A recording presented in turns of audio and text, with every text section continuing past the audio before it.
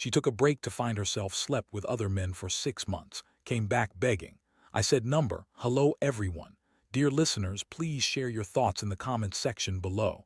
And don't forget to like, share, and subscribe. Now let's begin the video. Using a throwaway for obvious reasons with certain specifics modified to preserve anonymity. I took some time off to find myself, slept with other men for 6 months, and then came back begging. I told her no. What happened next left her speechless and served her right. I need to get this off my chest because keeping it bottled up is driving me crazy. 5 years, that's how long a 29-year-old guy, invested in building a life with someone who threw it all away chasing some foolish self-discovery trip. Her name was Jessica, 27, and up until about 6 months ago, I genuinely believed she was the one for me. We met when I was 24, fresh out of college, just promoted to assistant manager at a tech startup.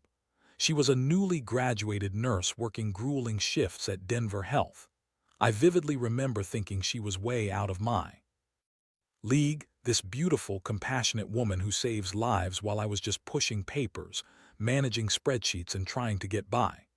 It's funny how things change. By the time everything fell apart, I was making around $95, $0 as an office manager, leading a team of over 20 people, while she was earning $72, $0, constantly grumbling about burnout from the ER. Money was never a big issue between us. I covered most of the bills because I wanted her to save up to build something together. 3 weeks ago, she came home after a particularly rough shift. Some kid had died in the ER and she was visibly shaken. I held her tightly as she cried, cooked her favorite dinner, ran her a bath, usual stuff I'd done 100 times. But this time, something felt different. She kept looking at me like she was seeing a stranger. After her third glass of wine, she finally said, "I need to talk to you about something." She described a gut feeling she had that told her she needed a break, even before her brain registered it. She said it was like the room suddenly felt 10 degrees colder, and her body went into fight or flight mode, even though she was just sitting on the couch. She said she didn't know who she was anymore and needed space to find herself. That phrase hit me like a punch in the gut. I've never been punched that hard before. I asked her what she meant. Were we breaking up? Did she see someone else? What did I do wrong? She replied, "It's not you." And honestly, I wanted to laugh because that's so. But she went on, telling me she didn't know who she was anymore, between the hospital, us, everything, and needed time to figure out who Vanessa was without being someone's girlfriend or nurse. The suitcase by the door should have been my first clue. This wasn't a conversation. It was a final verdict. She'd already made up her mind, packed her things, and decided I wasn't part of whatever journey she was about to take. I didn't beg, even though every fiber of my pride screamed to do so. Instead, I asked practical questions. How long would she be gone? Where would she stay? What about our lease, our life together? But she kept saying, "I just need time. Maybe 6 months. I'm going to stay with my friend from nursing school in Aurora." She insisted it wasn't about anyone else. It was all about her. She swore she had to do this for herself. That night she left, taking 2 suitcases and 5 years of my life with her. She left me in our 2-bedroom apartment in Capitol Hill, surrounded by her stuff, hair ties everywhere, coffee mug in the sink, laundry she hadn't bothered to pack. I'm not weak. I run a department, make tough decisions daily, fire people when necessary. But that first night alone in our bed, I felt something inside me break, nothing poetic like my heart. More like a core part of me shattered, like the operating system of my life just crashed and I had no backup. Next morning, I did what I do best. I compartmentalized and threw myself into work. I showed up early, stayed late, buried myself in projects. My team probably wondered why their boss suddenly cared so much about every small detail, but no one questioned the guy signing their reviews. It's been 3 weeks now. 3 weeks of coming home to an apartment that feels like a mausoleum of our relationship, filled with her clutter. 3 weeks of friends asking where Vanessa is, and me having to explain she's taking some time for herself. 3 weeks of obsessively checking her Instagram every night like some addict. That's when things got interesting. Her Instagram used to be all about her in scrubs, exhausted post-shift selfies, our hikes in Rocky Mountain National Park, dinner dates, normal stuff. But about a week after she left, everything changed. First, there were new workout pics, probably trying to handle her stress. Then came her nights out, dresses I'd never seen at clubs we'd never been to, dancing with strangers I didn't recognize. Normally I'd think she's exploring herself, whatever that means. But then I saw a post that made me sit down and write all this. There she was in a bikini I definitely didn't buy her on some beach in Miami with some guy's arm around her waist. The caption: "Sometimes you have to lose yourself to find yourself."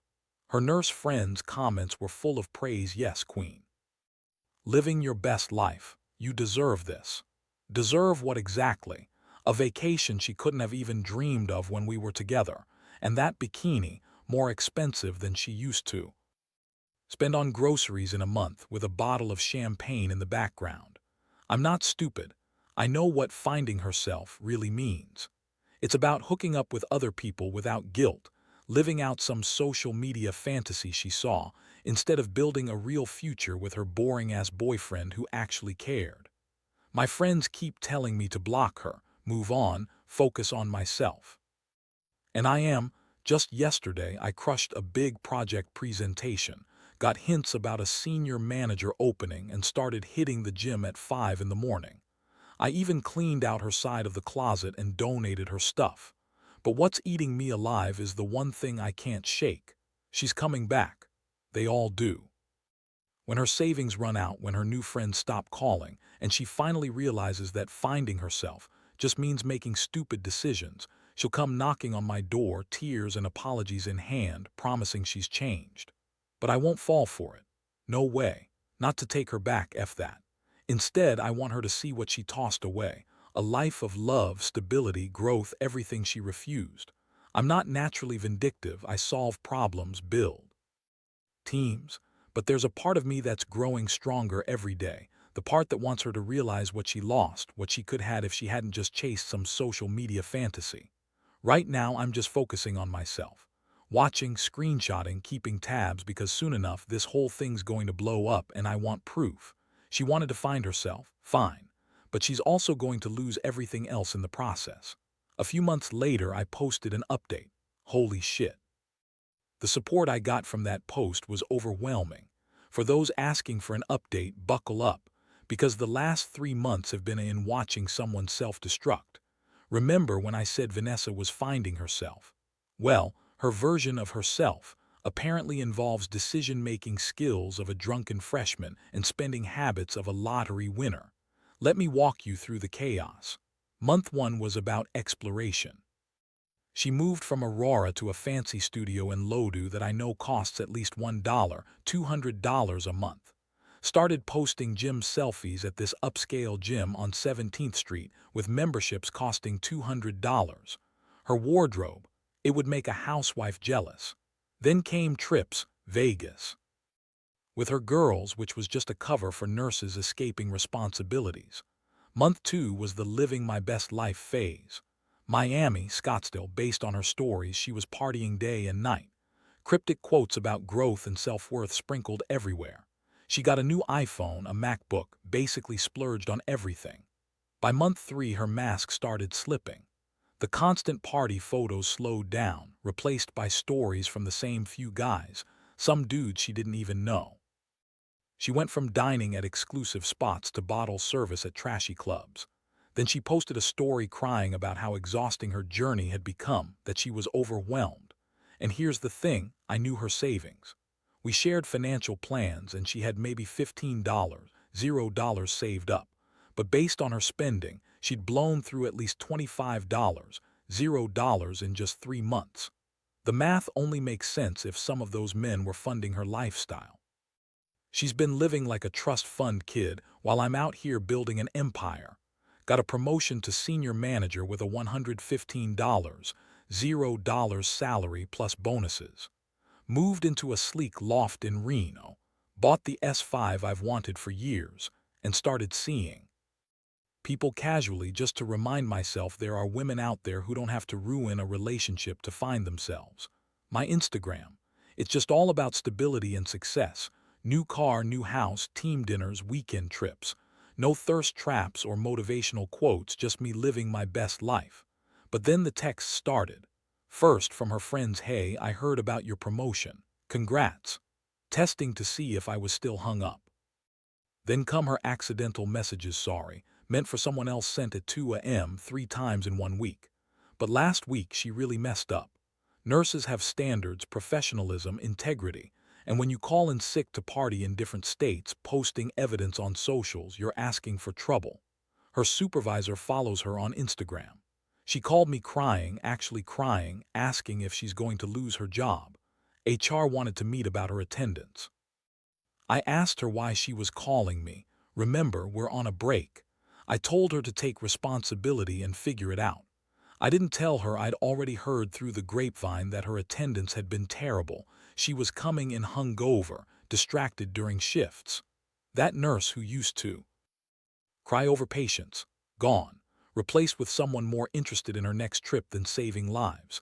And her apartment, she's 2 months behind on rent, what she threw away for finding herself.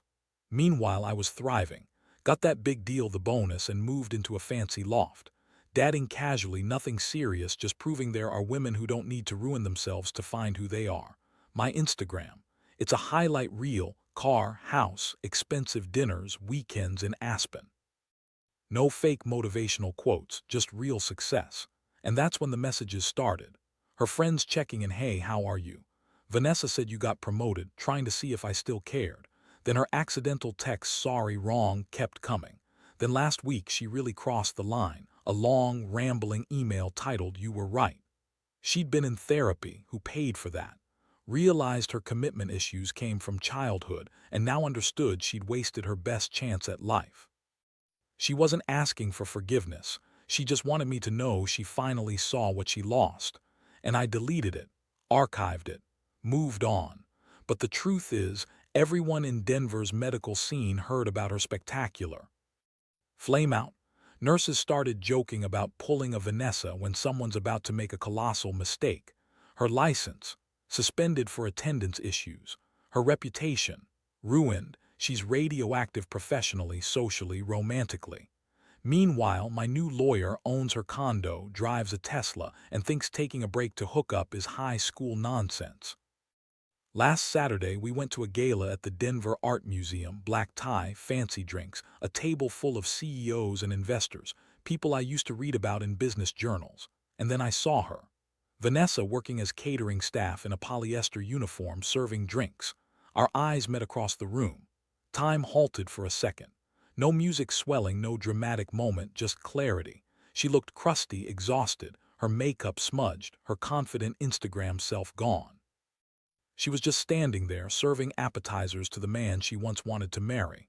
Had to stand there while kissed me on the cheek, while the CEO bragged about my latest deal, while her replacement lived the life she threw away. She handled it with grace, didn't cause a scene, didn't try to talk to me. But I saw her hands trembling, saw her bite her lip when laughed, caught her realizing the full weight of her choices. After dinner, I excused myself to the restroom, and when I came out, she was waiting. Not in a creepy way, just there, looking like she hoped for this moment. "You look good," she whispered. I looked back, happy. "I am," I said. "Is beautiful and smart," I added. I looked her in the eyes.